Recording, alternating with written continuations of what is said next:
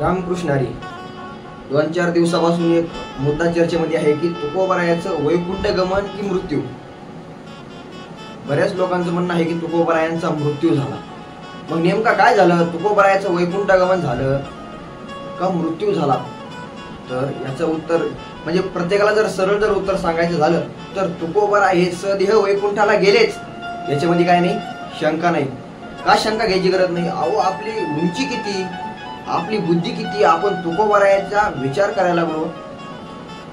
तुकोबराय कोण आहेत आपण हे विचार करू थोडक्यात. तुकोबरायाचं वैकुंठ गमन झालं की मृत्यू झाला यावर तर चर्चा करणारच आहोत, पण त्याही पूर्वी तुकोबराय कोण आहेत? तुकोबराय ज्या तुकोबरायांनी तो गाथा लिहिला, कुठे शाळात शिकले नाही, कुठे शाळात गेले नाही, कुठे व्याकरण शिकले नाही, कुठे वेदांत शिकले नाही, त्या तुकोबरायाच्या जर आज अभंगाचा जर अर्थ लावायचा जर झाला तर PhD केलेल्या माणसालाही त्यांच्या शब्दाचा अर्थ कळत नाही. आणि आपली बुद्धी कुठे हो? आपण त्या तुकोबरायाबद्दल बोलायला जातो. ते तुकोबरायांनी जे गाथा लिहिला त्या गाथेतला एका अभंगाचा तरी आपल्याला अर्थ कळतो का? मग आपण एवढं ओळखून घ्यायला पाहिजे तुकोबरायाची लेवल किती, आपली लेवल किती, आपण त्यांच्याबद्दल काय बोलतो. त्यामुळे तुकोबरायाबद्दल विचार करताना प्रत्येक व्यक्तीला आधी विचार करायचा, नंतर बोलायचं. तुकोबराय काही सामान्य व्यक्ती नव्हे.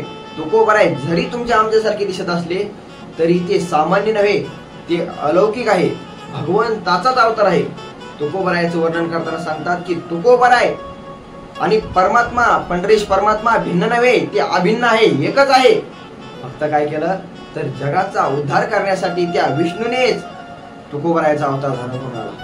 अरे बुवा, ते तुकोबराय भगवंताच्या ठिकाणी जशी कर्तुम अकर्तुम अन्यथा कर्तुम शक्ती आहे तीच तुकोबरायाच्या ठिकाणी आहे, तेच तुकोबराय आहे. फक्त काय झालं, कपडे बदलले, परमात्म्याचे कपडे काढले. तुकोबरायाने आपल्यासारखे सामान्य देह धारण केला. तुकोबराय हे सामान्य नव्हे, तुकोबराय हे महाविष्णूचा अवतार आहे असं संत सांगतात. असं सांगत असतानाही आपल्याला का शंका येते? अरे पुरावा नाही. बरेच लोक काय सांगतात की बाबा तुकोबरायाचं वैकुंठ गमन झालं, तुकोबराय सदेह वैकुंठाला गेले, पुरावा नाही.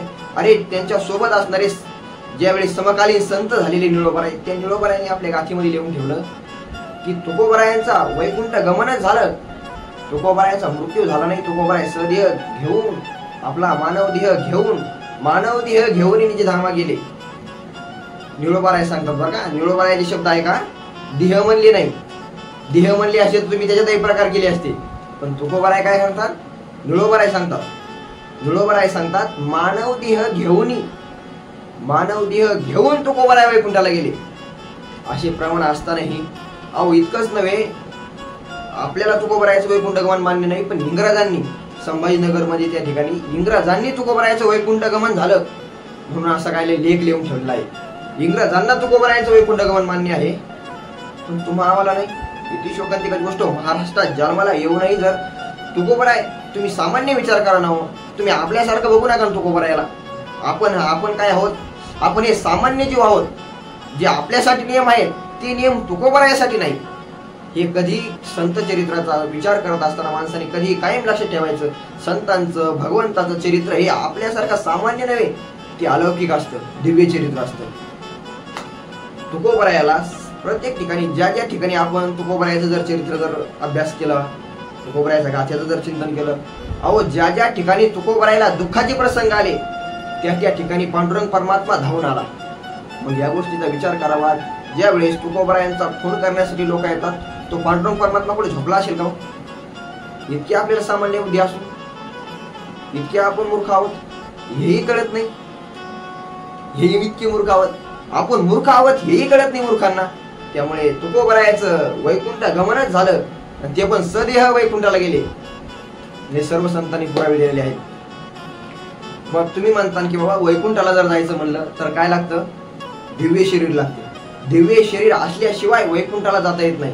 आपलं पंचमहाभूतापासून तयार झालेलं हे शरीर हे वैकुंठाला जाऊ शकत नाही, अशी काही लोकांना शंका येते. तर त्याचं उत्तर असं की तुकोबरायांचं ही सामान्य शरीर नव्हे, पंचमहाभूताचं शरीर नव्हे. तुकोबराय सांगतात, बाबांनो, मी जरी तुम्हाला सामान्य शरीरामध्ये दिसत असलो तरी माझं शरीर हे तुमच्यासारखं सामान्य नव्हे. माझं शरीर हे दिव्य झालेलं आहे, दिव्य. आणि त्याचं कारण सांगताना तुकोबराय सांगतात, माझं शरीर जे दिव्य झालं ना, ते शरीर दिव्य हे संतांना आलिंगन दिल्यामुळे झालं. तुकोबाराय एका ठिकाणी सांगतात प्रमाणामध्ये, आलिंगने संतांची या दिव्य झाली माझी काया. काया म्हणजे शरीर.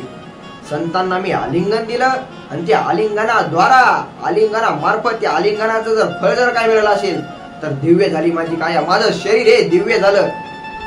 आणि दिव्य शरीर तर वैकुंठाला जातच ना.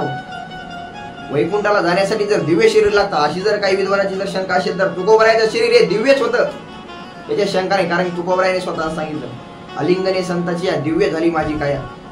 ज्यावेळेस तुकोबाराय ज्ञानोबारायाला आळंदीला भेटण्यासाठी गेले आणि आळंदीला गेल्याच्या नंतर ज्ञानोबारायाला आलिंगन दिलं, आलिंगन दिल्याबरोबर दिव्य झाली माझी काया. असं दिव्य शरीर असताना तुकोबाराय वैकुंठाला गेलेच, याच्यात काय नाही, शंका घ्यायची नाही. त्यामुळे थोडाफार अभ्यास करून सामान्य दृष्ट्या त्या तुकोबारायाचा आपल्याला ग्रंथाचा अभ्यास करता येत नाही, त्या तुकोबारायाच्या एका अभंगाचा अर्थ कळत नाही, त्या तुकोबारायाचं वैकुंठ गमन की मृत्यू यावर विचार करायचा. त्यामुळे वक्तेबाबांनी आमच्या ग्रंथ लिहिला, तुकोबारायांचं वैकुंठ गमन एक ग्रंथ लिहिलेला आहे.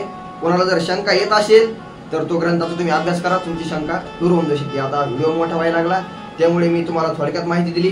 तुम्हाला जर सविस्तर माहिती जर पाहिजे असेल, वैकुंठ गमन की मृत्यू यावर जर तुम्हाला अभ्यास करायचा असेल तर आमचे श्री गुरु वक्तेबाबा यांनी त्यावर ग्रंथ लिहिलेला आहे. त्या ग्रंथाचा तुम्ही अभ्यास करून तुमच्या लक्ष द्याल. रामकृष्ण.